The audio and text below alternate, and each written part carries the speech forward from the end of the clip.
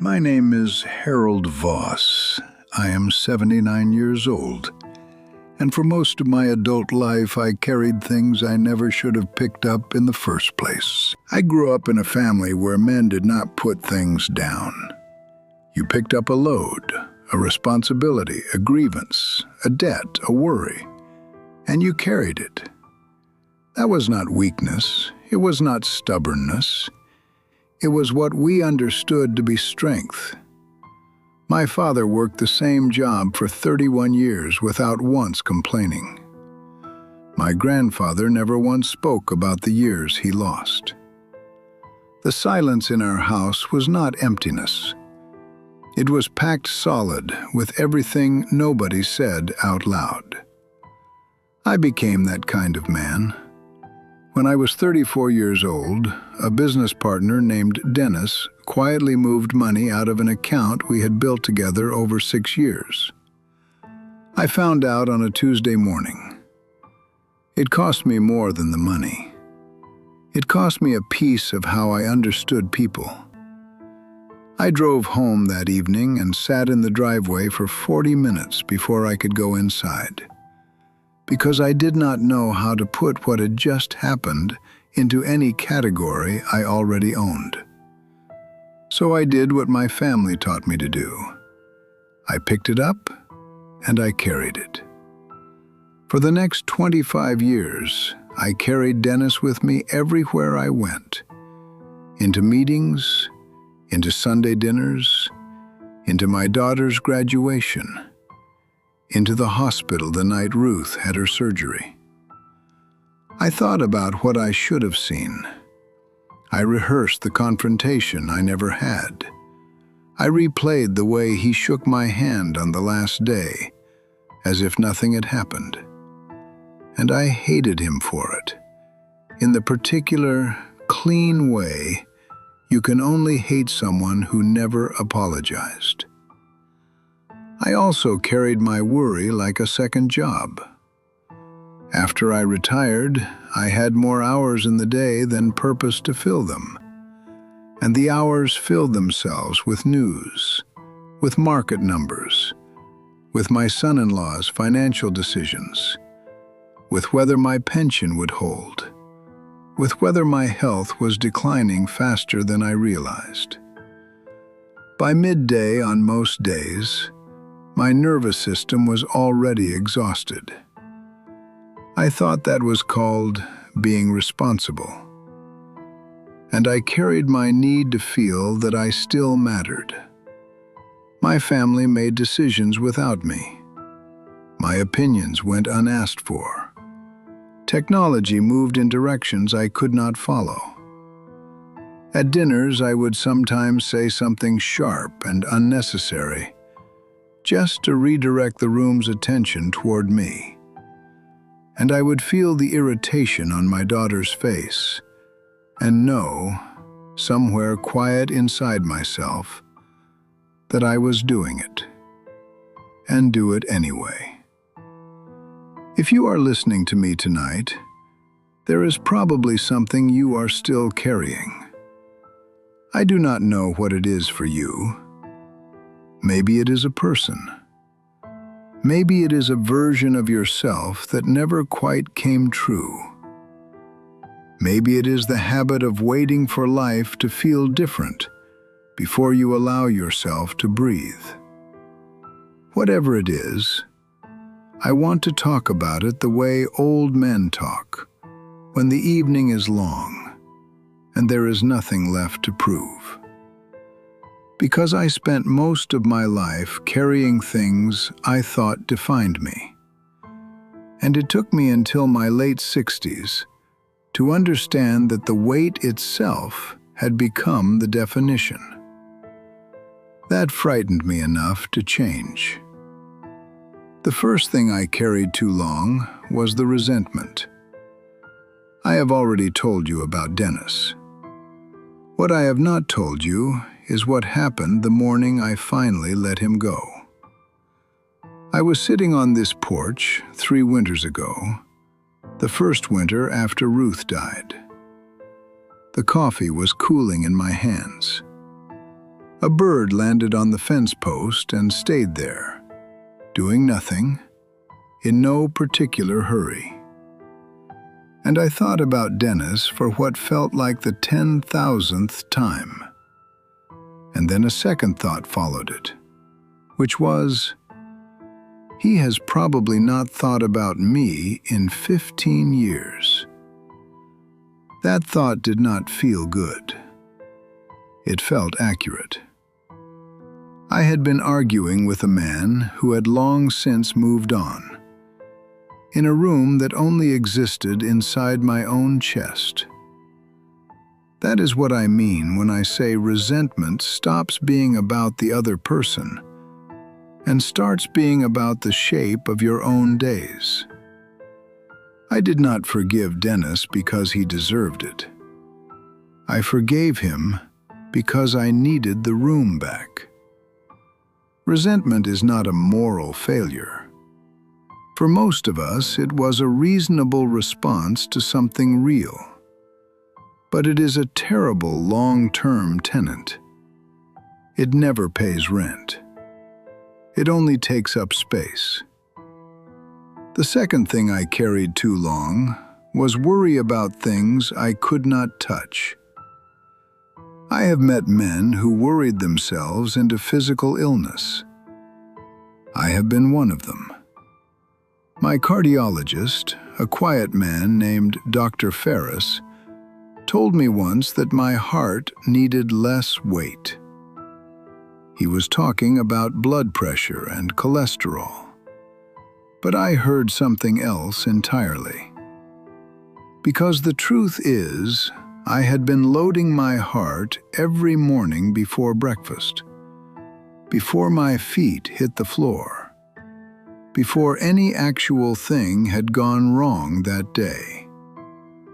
I thought this was being vigilant. What it was, I now understand, is the illusion of control dressed up as responsibility. Worry feels like preparation. It is not. Preparation is calling your daughter when you are afraid. Preparation is going to the doctor when something feels wrong. Worry is sitting alone with the news at midnight and letting it become the architecture of your interior life. I learned slowly and badly to ask myself one question whenever the weight rose in my chest. Is there something I can actually do about this today? If yes, do it. If no, do not camp there. That sounds simpler than it is, but it is the only instruction that ever worked for me. The third thing was the need to still feel important. This one is the hardest to say honestly because nobody admits it. When you are needed, you do not notice how much you need to be needed. When that changes, when your children make decisions competently and without you, when the room does not rearrange itself around your presence, when technology speaks a language you never learned, you feel something that is difficult to name. It is not grief exactly. It is more like standing in a house that was yours for 40 years and noticing that it has already begun to belong to someone else. I used to correct people. I used to start arguments I did not care about, just to be visible. I used to give advice nobody asked for, and then feel wounded when it went unheeded. And the miserable thing about that pattern is that it accomplishes the exact opposite of what it wants. The more I insisted on my relevance, the smaller I became in that room. The older I get, the more I understand that the people who carry the most calm into a room are the ones who no longer need that room to confirm who they are. That is not resignation. That is a different kind of strength. The fourth thing I carried was the postponed life. I told myself for decades that peace was something I was building toward. That once the mortgage was settled, once the children were through school, once retirement came, once things were stable, then I would allow myself to rest inside the present moment. And then stability never arrived in the form I had imagined. There was always one more thing, one more adjustment, one more concern, one more year of holding on before I could finally let go. I met a man in Dr. Ferris's waiting room maybe 8 years ago, a sharp-looking man about my age. We talked while we waited, and he said, "I spent my whole life preparing to live." That sentence has stayed with me because of the sadness inside it. He had not been careless or foolish. He had been responsible, exactly the way our generation was taught to be responsible. And somehow he had arrived at the end of that responsibility without once having lived inside his own life. Peace is not a destination. I know that sounds like something on a greeting card, but I have now had enough years to watch people pursue it as if it were, and I have watched it stay just out of reach, always just past the next thing they needed to manage. The peace I feel now, sitting on this porch in the early morning before the neighborhood wakes up, did not appear when I finally earned it. It appeared when I stopped waiting for conditions to be right and simply practiced sitting still inside imperfect ones. The fifth thing, and perhaps the saddest, was losing the thread back to myself. I spent so many decades being what the situation required of me. A husband, a father, a partner in business, a provider, a reliable man, a hard worker. I wore those roles so completely and for so long that I genuinely did not know what remained underneath when they began to fall away. When Ruth died, the house went quiet in a way I had not known silence could be. I tried to fill it. Television, routines, staying busy with small tasks, visiting people I did not particularly need to see. None of it held. And eventually, because I was 76 and tired in a way that went deeper than sleep could reach, I stopped filling it. I sat with the quiet. And the quiet was uncomfortable for a long time. Old grief came back, old regret, questions I had buried under decades of productivity. But on the other side of that discomfort, gradually, was something I had not felt since I was young. A kind of simple presence.